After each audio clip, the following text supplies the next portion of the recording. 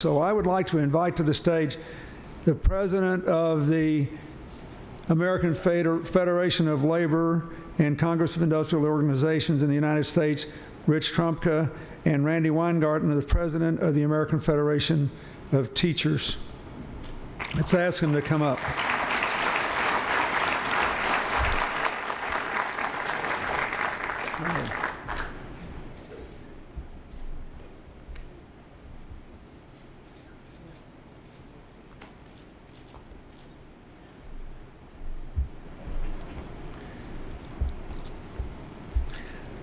First, for the non-Americans here, a little background. We now know that the economic crisis that hit the United States with the financial collapse in September of 2008 was deeper than we knew it was for a full year and a half to 2 years after it happened. We know that we thought it bottomed out at a 3.8% contraction in our GDP, and it turned out to be greater than 7.5%, which meant that we had a longer way to come back. We also know that U.S.-based companies have about $2 trillion in cash not committed to investment or to consumption, that is, not to executive compensation or stock buybacks or anything else. It's hanging fire. And that banks have more than $2 trillion in cash uncommitted to loans now, some of which has to be held back because they also hold some underwater mortgages. But that the system is still frozen, I think, by and large, because of the unresolved mortgage crisis in America. So everybody's looking around for, certainly there's some money somewhere that could put somebody to work. Enter President Trumka and President Weingarten. They are financing energy-saving building retrofits and clean energy projects to create good jobs for American workers from their pension funds, which creates not just a decent return, but a certain return to their pension funds. And I will explain more about that in a moment. Pension fund managers will invest money to improve infrastructure and increase energy efficiency. The total commitments announced was to make available $10 billion in capital to fund these kinds of activities over the next 5 years. The AFL-CIO and the American Federation of Teachers have already met 10% of that goal. The California state teachers and public employment retirement systems have allocated more than $1 billion. The AFL-CIO is on its way to training 140,000 apprentice and mid-career construction workers in high-demand green technology skills. And in this quarter alone, the Building Trades program trained 40,000 construction workers in energy conservation jobs. The June commitment was to immediately deploy just $20 million for energy retrofit projects, and the AFL-CIO has already funded $134 million in energy efficiency and asbestos removal projects just here in New York since June. Since June.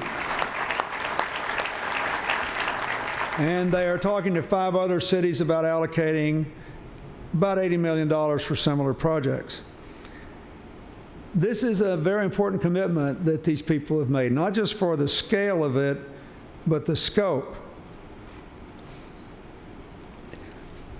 Before the financial meltdown in America, almost 100% of the growth in our country in the last decade was in consumer spending, finance, and housing. So when the housing market collapsed, it was devastating for contractors all over America, and for their employees, and for their ability to hold on to a skilled workforce. On the other hand, we know that bonded contractors all over America, if they get work retrofitting homes, will actually guarantee the savings, and that you can work out a system in which the homeowners or the business owners or the schools or the colleges can pay the contracting debt off if someone will finance it only from the utility savings. And if you do that, they are not out of pocket any money.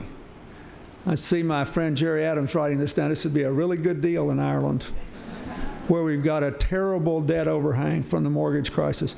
You have to have any place you've got a debt overhang, you have to have a just say yes financing system. So what they can do by financing this is to earn a predictable rate of return.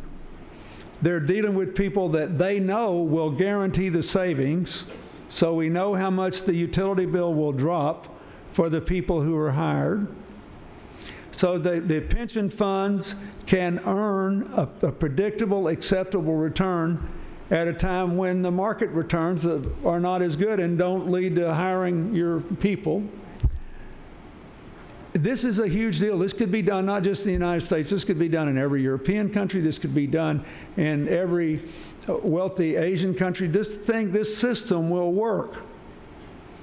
And you get guaranteed savings. The contractor will guarantee the savings. So if the homeowner or the public entity that owns the school, the college, the state, county, or federal building, if the savings don't materialize, the contractor eats the difference. So you always get more savings than they save, because people, they like to get paid when they go to work for you.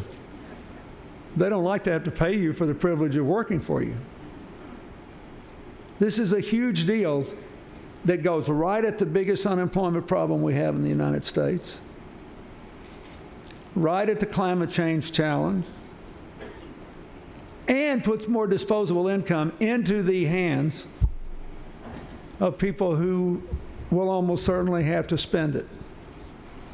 So what I hope is that the AFL-CIO and the AFT and CalPERS and all these other retirement systems will not only get into this and do this, but sooner or later the people running the banking system in America will think, why should the retirement funds have all the fun? Why should they be earning all the profits? Maybe we should loosen up some of this money and put America back to work. If you did it, we'd have 1 million jobs in no time. I'm telling you, I'm not making this up. You basically, here are the numbers in our country. The numbers would be different in every European country and every Asian country, but in our country, here are the numbers. You get $1 billion, for every $1 billion you spend on a nuclear power plant, you get about 250 jobs. Coal-fired plant, 870 jobs. Solar, 1,900. Wind, if you build the turbines and the blades in the country where you spend it, 3,300 jobs. Big buildings, 7,000 jobs. Homes, 8,000 jobs.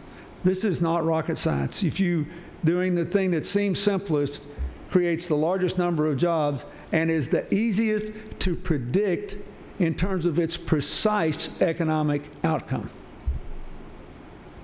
So you might imagine I'm pretty high on these people. I think they've done something really quite wonderful for America. It also will help a lot of employers who have been worried sick about losing their skilled workers and never repaying them again. So, and the ultimate beneficiary obviously will be the working men and women who make a living in the contracting business.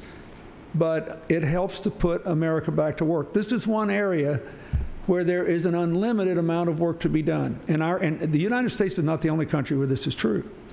You can do every state, county, and local government building, every school, every college, every auditorium, every big hospital, every commercial building without heavily incurred indebtedness, and you can let everybody pay the cost back only from their monthly utility savings, so you have a just say yes system and you generate all these jobs. But someone has to provide the financing. I hope and pray that this will A, lead to a lot more pension funds wanting to do this, and B, eventually start to loosen some of the bank money, because they can actually earn a higher rate of return on this than they can sitting on deposits on which they no longer have to pay interest at 0 interest rates and collecting mortgage payments at 4%, which is basically the banking strategy that exists now for a lot of big banks. So they have become America's employment bankers, and this is a great thing they're doing, and I hope you all recognize that. Thank you.